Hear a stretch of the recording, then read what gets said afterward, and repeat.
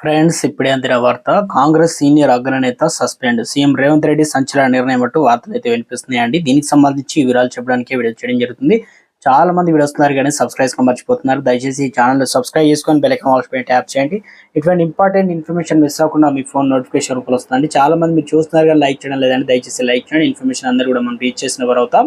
Congress party సంచలన నిర్ణయం తీసుకుంది. పార్టీ వ్యతిరేక కార్యకలాపాలకు పాల్పడ్డారనే ఫిర్యాదు నేపథ్యంలో షియో అసెంబ్లీ మాజీ ఎమ్మెల్యే అమీన్ ఖాన్, రాజస్థాన్ ప్రదేశ్ కాంగ్రెస్ కమిటీ మాజీ కార్యదర్శి బాలేంద్ర సింగ్ షెకావత్లను 6 సంవత్సరాల పాటు సస్పెండ్ చేస్తూ ఉత్తర్వులు అయితే జారీ చేసింది.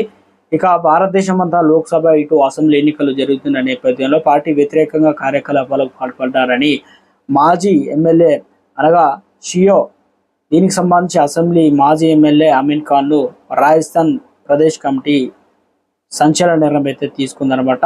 అక్కడ సీఎం కావచ్చు, హైకమాండ్ మొత్తానికి సస్పెండ్ చేస్తూ 6 సంవత్సరాలు ఉత్తర్వులు అయితే జారీ చేసింది.